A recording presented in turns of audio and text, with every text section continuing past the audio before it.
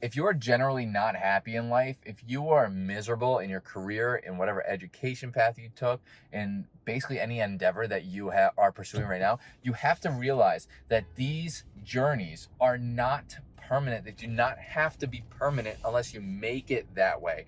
It is not a life sentence, and it is okay to move forward. And if you are not happy, you should be moving forward. What's up, dreamers? Welcome to Drive and Environment. Today, I want to talk about happiness and moving forward. I don't think I should have to say this out loud, but your happiness is very important. Your mood is important. Your happiness, how you feel about the world, it's all very important. Why is it important? Especially when it comes to like a career. I say this all the time, and I'm not downplaying the importance and the need to make money. I understand the economy is tough right now. It's hard to, like, just get by from day to day.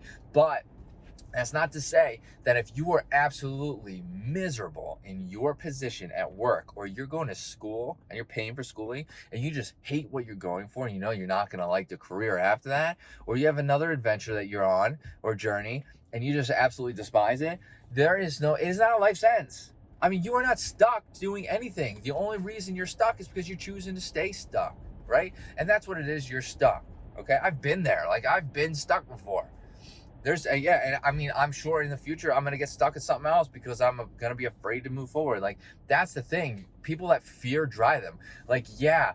So let me give you an example. I'm going to give you a straight up example, okay? From years and years ago. I went to school for HVAC, okay? Heating and air conditioning. In 2012 or so, and up until about 2018, I think it was maybe 2017, 2016, 17, something like that. So 5 years later, because I just jumped through every year in the book, 5 or 6 years later is when I actually got a job. And the reason why I hesitated was because before that, I worked my way up to earn quite a bit of money at the time, for me at least. And if I were to take a job in HVAC, although I knew I was going to like it more and I knew I was going to be able to advance and make more money later down the road, I would have had to take a pay cut temporarily. And temporarily it's temporary, but who knows how long it was going to be, right? And yes, I did take that pay cut. I was like, you know what? I'm not going to let fear dictate my decision on my career. I pushed forward. I made that decision, took that pay cut. I worked my tiny little butt off, and I raised the ranks, that's what I'm going to call it, in my company. Basically, I just learned everything I could, and I became a service tech in the company, there was tiers. You had to start out as an apprentice, basically, and then an install, and then after that, it was like an apprentice, basically an apprentice service tech, and then, you become a service tech. And I did that within 8 months or so. And so it didn't take very long because I was driven to do that. That's what I wanted to do. I wanted to make that move, and I didn't let fear hold me back. But before I jumped into HVAC, there was several times where I let fear hold me back, and especially my career path. And you know what? I got stuck for a while and I was miserable. And but then I didn't. Okay, hold on. Before I even cut myself off like I just did, and then I made the leap forward and I was much happier, okay? Like 100%. Now, let's talk about what happens when you're miserable. What happens when you're miserable? Not only are you miserable, and maybe people don't want to hang out with you. I've been there too. Like, I wouldn't say lost, but there was a lot of friends and family that didn't want to talk to me because I was just a miserable person. And that was affecting how I would react around people and how I would act in general. And it made me into a bad, like, I'm going to be honest. I tell everybody, like, I used to be an absolute douche. Like, I was a douchebag. Okay. And I know that I was not a fun person. I was an a-hole. I was a b-hole, a c-hole, you name it. That's what I was. Okay. But I got past all that, obviously.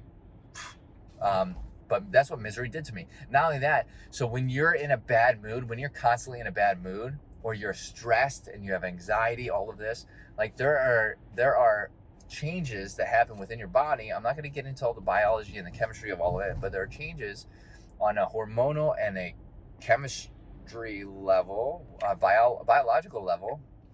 Just lost my train of thought.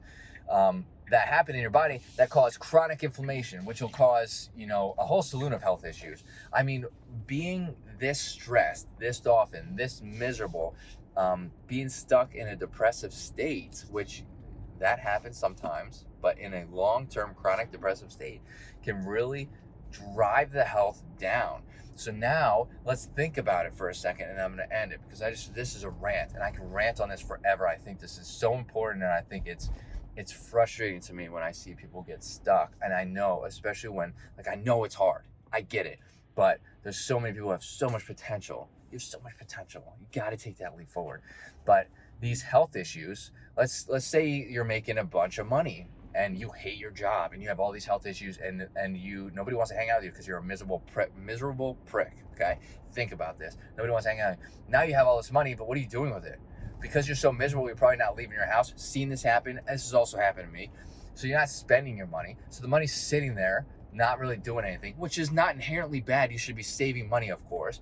But now you're logically thinking oh, I need to make all this money.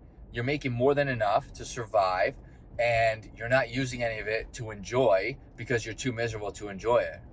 Do you see how that can become problematic? So not only on a physical state, but a mental state, it's really just overall, it's really not ideal. I mean, it's not ideal. It can be combated. I know it's easier said than done, but I have a lot of faith in people, right?